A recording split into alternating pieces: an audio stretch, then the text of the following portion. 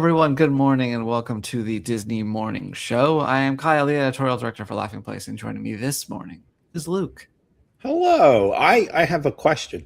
Sure. Have you had a different co-host every single day this week? No, Doobie came on twice. Twice. Okay, but still, that's pretty close. So what? It's been Benji, me, Tony, and Doobie this week. Yeah. We're getting the full gamut of Laughing Place this week, folks. One day I'll have to get Maxon on. He usually starts a little bit later in the day to do this, but maybe just for funsies, I'll pull him forward sometime. Let's say some hellos before we jump into it. Well, apparently I'm the newest male model, which probably is the Lily Pulitzer thing. Because you're really ridiculously good looking? Oh, duh. In my little Tokyo Disney shirt. Nice Tokyo Disney shirt. We're saying hello to Steven for a happy Friday. Yep. Hello, Nikki B as well. And hello to Ovana. And, of course, Fred Ramirez, who is also preparing his winners and losers. And it's the same as last week. Okay. Well, we're going to have winners and losers later. Maybe I won't forget this time. We'll find out. But let's jump into let's start the show way we start every show.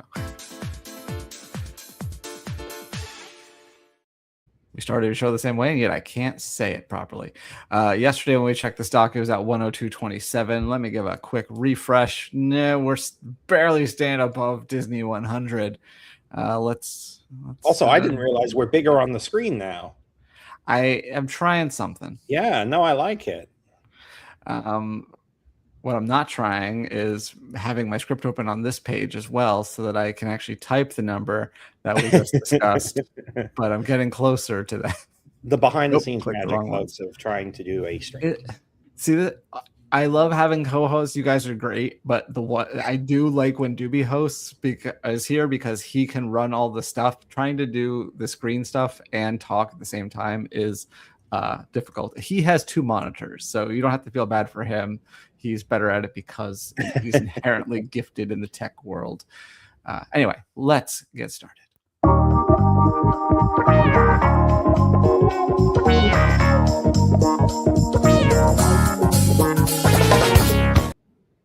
I perfectly timed that bumper to cover your sneeze.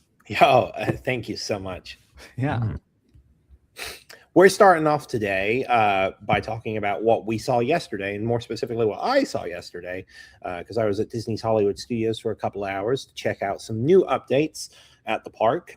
And one of those is a new display inside Walt Disney Presents. Don't worry, they still have the preview of Hoppers and some of the artwork from that. But you can also enjoy a new exhibit, Disney at the Academy Awards, which can be found just in the little waiting area before you get to the main theater. This makes it look like Cruella has a bomb strapped to her. Yeah. Reflection of the timer.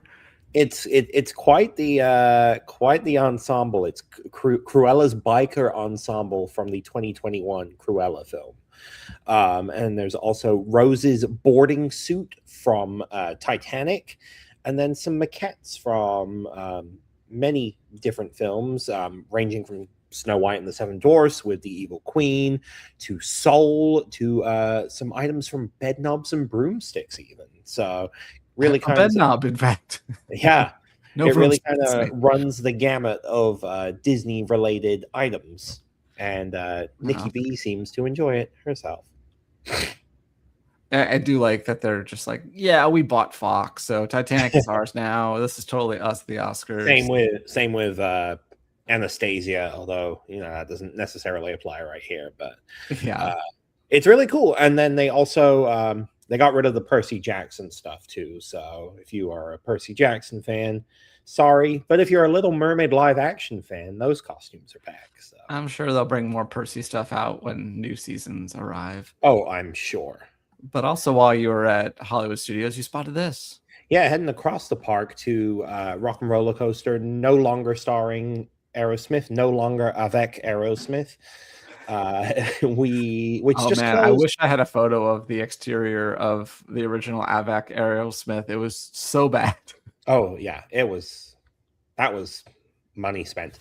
But yeah, the attraction only closed on Sunday, and yet we're already seeing some visible changes, including the limo out front, which is getting a new Electric Mayhem inspired paint scheme. And you can clearly see that on there. And then heading towards the plaza itself, the scaffolding and tarps are beginning to rise around the giant guitar as it prepares for its new psychedelic electric mayhem inspired color scheme. So they are really moving fast on this. Yeah. And it's exciting I to found see. a photo for everyone. My favorite part is the giant CD over here, which, you know, this closed a while ago, but it didn't close that long ago. Yeah. That lasted, 15 years plus, and long enough that I think I took this photo. So yeah, it's interesting. So yeah, glad we're beyond that phase of that park. You can say whatever you want about the ride itself, the Avengers Flight Force or whatever, but the building, huge. Oh yeah, humongous upgrade. And probably the ride itself, although I don't really remember, because they had, for Rock and Roller Coaster there, it was kind of like a light show instead of props. So I don't remember it, but I heard it was cool. Well, ABC has a broken image and multiple broken images. They've renewed some more shows. High Potential, which is a big hit, so no surprise there. But also 911 and 911 Nashville, also sizable hits. All three of these join Abbott Elementary, which got renewed earlier this week. And so you can look for these probably in the fall season. You never know. Sometimes they hold them off till the spring, but usually these ones that get renewed early especially are fall television. So if you're fans of any of those shows, be excited that more is on the way. And speaking of more being on the way, the Lowdown, we already knew that the FX show is getting a second season, and we've gotten some casting news as Betty Gilpin, who you might know from Mrs. Davis on Peacock, which we're actually about to rewatch, is going to be in a major role in season 2, starring opposite Ethan Hawke. It sounds like season 2 will be like an anthology, so it'll be a different story, but still starring Ethan Hawke's character from the first one. Because we haven't heard about any returning cast besides Ethan, but I really liked the Lowdown, so I'm looking forward to this next one. I like Betty Gilpin, so all good things. Talking about a lot of shows here that I haven't seen. I figured this much, but Luke, if you wanted to catch up and for some reason you didn't have Disney Plus and Hulu, there's a special offer going on right now. Normally a bundle with ads is $12.99, but from now until March 4th, you can get a bundle for just $4.99 a month for 3 months. So you'll save a total of $24 in that time, $8 a month for 3 months. Magic how that works. And then it'll renew at the regular. But if you've been meaning to binge something on either one of the services, you have 3 weeks to sign up and then 3 months to watch at the lower price before the larger price hits. And the real duality of Disney streaming services is Hannah Montana next to a Predator. Yes. Although that really shows you everything. I was just thinking I just saw a little spot for Born Again, and I was thinking how weird it is that Daredevil Born Again is on Disney Plus, but then other stuff is on Hulu, like Malcolm in the Middle is going to be on Hulu instead of Disney Plus, and how if they could have just figured all this crap out earlier, we could have had the Lizzie McGuire reboot with no issue before the dad died. You messed it all up, guys. Yeah, there really is no rhyme or reason to this. ABC's AFV, America's Funniest Home Videos, is celebrating 800 episodes soon. And my question was, I looked on IMDb and it says that there's 900 something episodes. So I'm imagining that this 800 is like the modern era. So like after Bob Saget. So I'm thinking like the Daisy Fuentes and whoever the other guy was, starting there, and then Tom Bergeron, and then into Alfonso. That's my guess, because that math would make a little bit more sense. Yeah, I don't know where they're counting from, but I guess from when they started calling it AFE and not America's Funniest Home Videos. So they both are and aren't. If you go on IMDb right now, it doesn't know what to do about Scrubs. It had it as season 10, but it only had like a couple episodes. Now I can't even find the new season. It's in a purgatory. Yeah. Anyway, it seems like nobody knows for sure what's going on. What do you do with a reboot? Yeah. Is it the same show? Is it not? But anyway, this 800th episode of AFE is going to air on Sunday, this Sunday, March 8th at 7 p.m. Eastern Daylight Time, because y'all lose an hour this weekend. I guess we're all losers. Spoiler alert, we're all losers. I did not know that. Good to know. So when you wake up on Sunday for your shift and you're like, I'm more tired than I thought I would be. Good thing I am not working on Sunday. And the special episode will also air on Hulu and Hulu on Disney Plus the next day, if you're so inclined. Now we're going to hop on over to a different state, and that is the state of Oregon, where there is a beaver town, or a beaverton rather, in Oregon, which is the name of the fictional city in Hoppers. And so the team from Hoppers, including Bobby Moynihan and Piper Curter, went to the real Beaverton in Oregon, and they got presented with an honorary key, while they and Pixar presented the city with a nice piece of artwork. And there was a fun screening there. Kids got to see Hoppers. They got to have a Q&A with Curta and Moynihan.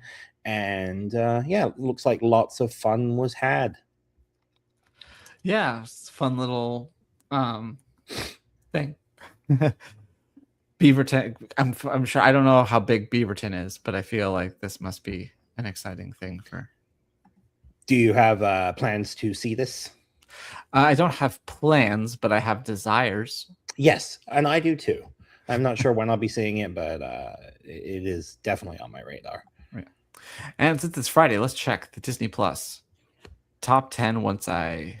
Oh, yep, that is the correct one.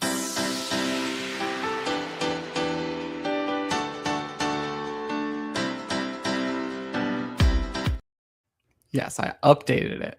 And we're on to Scrubs now. We're on to Scrubs, so it better not disappoint me. Let's see here. R.J. Decker, the new ABC show, at number 1. Scrubs hanging in there. And number 2, another ABC show. Love Story, which is apparently setting streaming records for Hulu, if headlines are to be believed, which is a grain of salt. Predator Badlands in 4th. Paradise in 5th. Doobie's beloved Fear Factor, House of Fear in 6th. The Beauty at 7. Figment, How Not to Draw, still up there. That's great. Number 8, which I guess is just How Not to Draw in general. Maybe people saw the Figment one and then were like, I want to watch more of these. Sophia the First in 9th, and Spider-Man Across the Spider-Verse in 10th. The Beauty had its season finale this week, which I thought it was going to be a one-off thing, but maybe it's going to be more. It depends on how guilty Ryan Murphy can make Dana Walden feel as the godparents of his children. I had no idea about that. Interesting. And I've had my share of bad reviews. I still remember my first good one, though. Everything else in this production of Our Town was simply terrible. Joey Tribbiani was abysmal. Alex has reviewed a new TV show, a true crime on Hulu, called Friends Like These, The Murder of Skylar Neese. And his final paragraph starts with, these reservations aside, so you'll have to read the full review to see what those reservations are. Friends Like These is a genuinely distinctive entry into the crowded genre. Titley's commitment to centering Skylar, not just the victim, but as a person with an interior life, a sense of humor, and a story that deserves to be told on her own terms, gives the series a humanity that most true crime doesn't attempt. For fans of the genre looking for something that takes its craft seriously, it's well worth 3 hours of your time. Friends Like These, The Murder of Skylar Neese premieres Friday, March 6th. Hey, that's today. That is today. Hulu. Have you heard of this? Are you interested? Are you a true crime guy? I do enjoy true crime. So and the Hulu ones in general seem to be pretty well done. So this might be something I check out when I got nothing else to watch. And the rest.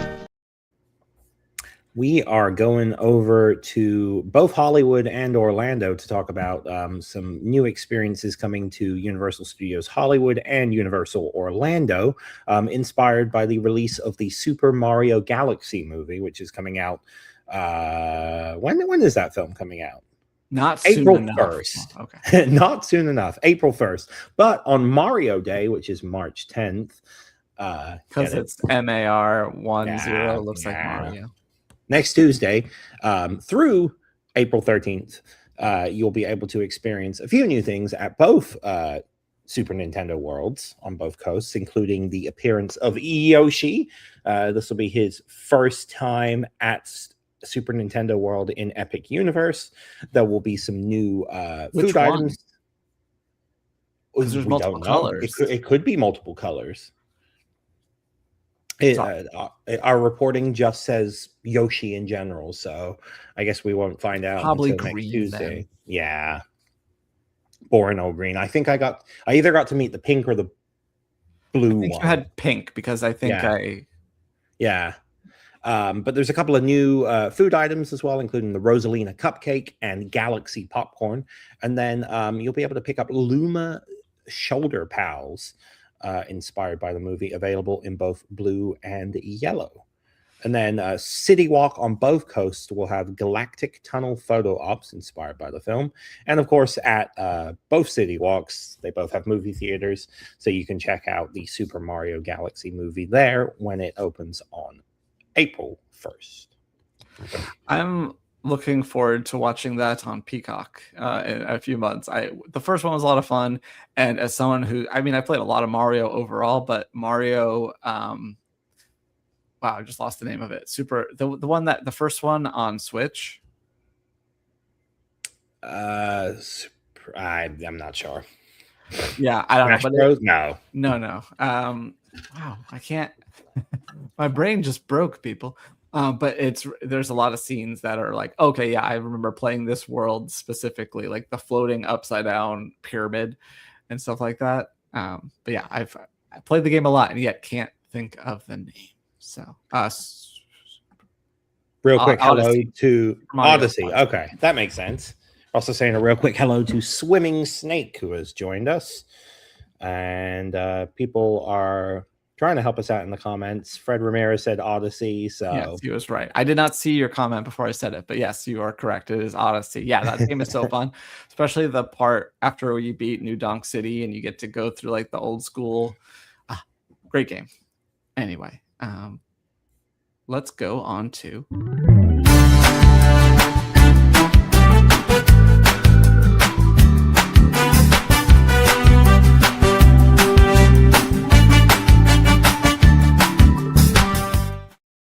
So, Luke, after your adventures at Hollywood Studios, you got to go on another adventure that you get to tell us about. Yeah, I've been hopping all over the place this week, and specifically, I went to the Thornton Park District in downtown Orlando, where yesterday Disney joined city officials to announce their plans or to reveal a plaque commemorating the spot where Walt and Roy first revealed their plans for the Florida project way back in 1965.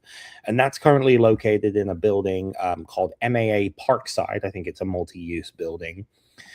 Maybe some apartments. I know there's a world of beer in there on the bottom floor. All right. But yeah, I think that's the thing you want on the bottom floor. Yes. Walt Disney World President Jeff Valle was there along with Mickey Mouse and Orlando Mayor Buddy Dyer to unveil the plaque. We also got to see and talk with the Walt Disney World ambassadors. So yeah, here's a closer look at the plaque itself, which will be installed somewhere on the site in the near future. And you can head to laughingplace.com to see our video of the unveiling ceremony. And we also got a chance to talk with Orlando Mayor Buddy Dyer himself, not just about the plaque, but also a little bit about his iconic voice role on the MCO tram.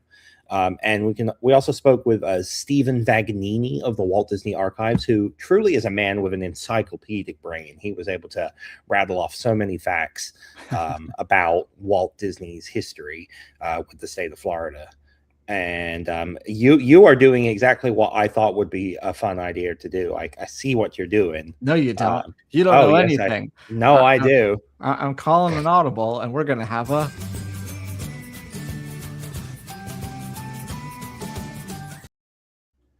Luke, did you know we got a chance to speak with Orlando Mayor Buddy Dyer? Who spoke with the man himself? I think someone from WW Magazine. Well, anyway, partly. Here's what the mayor had to say about his role on the MCO train. So I've been mayor for 23 years, and I've done some, I think, pretty good things like performing arts centers and arenas and different things. But I get more positive feedback on the voice on the train than any single thing. And I get so many people, even that work at the airport, that say, I start my day off every day with your voice, or I meet people in other states or far away places that they tell me the same thing. So there you go. He's aware of his cult status, but I didn't realize he was mayor for 23 years. Yeah, he's been mayor for a long time, and his term is coming to an end in 2 years. He's not going to run for re-election. So I also posed the question to him: what do you think? Like, are you gonna still be the voice of the mayor? And he joked, well, hello, this is former Orlando Mayor Buddy Dyer. Can he be like Mayor Emeritus? Mayor yes, Emeritus. I think that he has been mayor long enough that his voice should live on forever in the Orlando International Airport. Does he have a child named Buddy? I don't know. He should get on that. And then we can wait another 20 years or so. And right.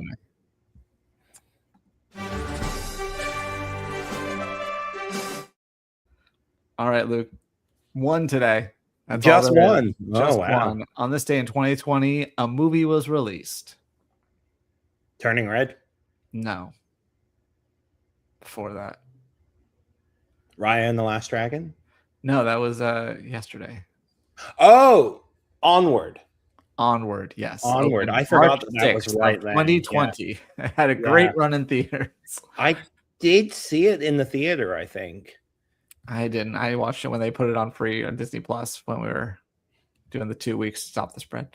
Now it's time for the best segment of the week. All I do is win, no matter what. I'm a loser. All right, sir. You want to go first or second? If you go second, you can do back-to-back. If you go first, then you split them up. I'll go second this week. Let's do that. All right. Well, my winner, you would think, would be Hoppers, as it's opening. It's getting great reviews, certified fresh, 97%. But my actual winner is a different Pixar project, appropriately titled for this segment, Win or Lose, because, didn't hear a ton about it when it was delayed for years, finally came out, and it didn't seem to make much of an impact. But recently picked up some Annie Awards as well as some Children and Family Emmy Awards. So I'm glad it's finally getting its due. Good for it. Still never seen it. Yeah, but at least it got some awards. Yeah, no, that's good. Now yours. Now I'm going back to back. Is that it? Back to back, sir. Start with your winner. Ooh. Do your laser after that. All right. We were talking about AirPod issues, and it lasted almost the entire show. All right, can you hear me? Yes. Perfect. All right, I'm going to start off with my winner for the week, and that is the Muppets. The Muppets are winners because Aerosmith, you're out of here. We don't need you anymore. And the Muppets are coming in. They're coming in quick. Not only are we already seeing progress on the attraction itself, but we've got the new press pennies for construction that came out, which were really cool. Yeah. I'm a little upset because I went there yesterday and I wanted to get specifically the Swedish Chef one. And so I turned it to that and put in my dollar, did the spinny thing, and it came out with Sweetums. Then I did it again, and it came out with Fozzie, and I'm like, something's up here. I should have just paid for all four. Yeah. Yes. That's unfortunate. So the loser. So is that your loser of the week? You? Well, that can be a loser of the week. My loser, and I don't know if this is a guaranteed thing or not, but my possible loser is Disneyland Abu Dhabi. Okay. Just based on, world events, which we won't get into, but questionable on what might be happening with the future of that project. Yeah, that's fair. My loser is a different Disneyland, and that is Disneyland Park, more specifically, the people who attended. Well, no, I'm going to keep it on the park itself, because they hosted Disneyland 70 Years of Favorites, which I think still had tickets. I don't even know if it sold out, and apparently Yeah, did it not deserve didn't. to sell out, because our own boss slammed it and said that it was a new. He was a little bit nicer in his review, but behind the scenes, he said it was a new low and an embarrassment. It looked pretty sparsely attended from the footage that I've seen of it, and it just didn't. Yeah, it didn't look that good. And you think that this is you're Disneyland. You're throwing an event about Disneyland at Disneyland. You have so much of a wealth of material and things you can pull from. So why did it end up so poor? Right. I mean, even if you expanded to the resort, I can think of little things they could do, like bring out a genie to crack jokes he would have made in Aladdin, but modern. That's a fun little activity. It people can walk by, they can stay for a few minutes. That's something that eats up stuff. So they had some good ideas, but didn't fully form. Probably the one that stands out for me is another one that you're this was half baked. You kind of had an idea and you ran with it, and then you didn't know what to do afterwards. Was the grad night reunion one? Yeah, remember that at DCA? That was that wasn't great either. Yeah. So they had Disney Channel night last year, right? Yeah, they did, and that one seems to be because they know what they're doing. They're leaning into the nostalgia of those properties. That one it was good last year, from what I could tell, and it looks like they're adding some new stuff this year. So hopefully that one goes over a little bit better.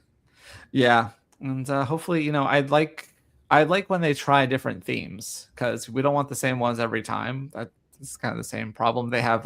You have franchises that do well when you release new installments, but you can't get to a franchise unless you start with something original. Exactly. And so, I think they need to think a little bit harder about that. Maybe they just felt obligated to do a 70-year one, and then are oh wait, what are we going to do for a 70-year event? We've been doing the 70th for a year and a half now. Yeah. Or we will have done it for a year and a half. A while.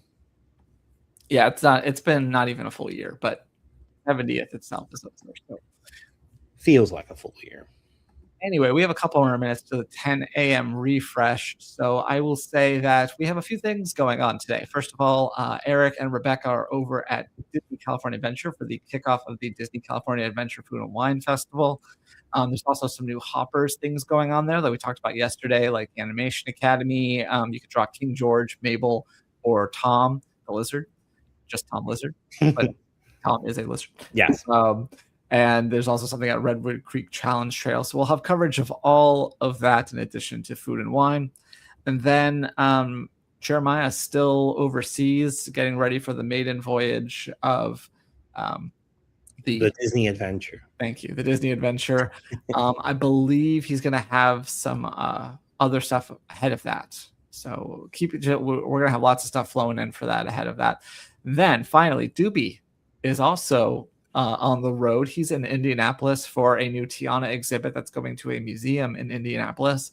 So you can look out for his. We already have a little bit of coverage of popping up on our Twitter. So. Okay, let me pull that up then. And in looking at that, I also learned a fun fact. Did you know that hoppers is called jumpers in France? I did not, but that makes some sense. Yeah. Let's take a look at these photos. This is Doobie's first time in Indianapolis. I've been there a few times now for Gen Con, so I was giving him some tips. But yeah, it looks like they have some impressive, setups for the exhibit. Stream section. Oh, how much longer until my hands show up over there? I want to wait until we get to the part where we are watching this, and so then it just is an infinite thing. So we're seriously going to wait for that. While I do a refresh on the other tab. It's coming. Oh. Slowly but surely. Yeah. There we go. There are the hands. Dream inside a dream, inside a dream, inside a dream. All right. Yeah, I'm not seeing anything of the 10 a.m. refresh, and it will take us ×3 off the screen. But yes, thank you all for watching. Unfortunately, no trivia tomorrow night since Doobie is in Indianapolis doing that. But we should be back next week for all sorts of fun. Anything you want to say before we go, Luke? Yeah, I got nothing. Have a great weekend, everyone. Yeah. Happy daylight saving. Yeah, thanks for reminding me of daylight savings. Bye. See you tired next Monday.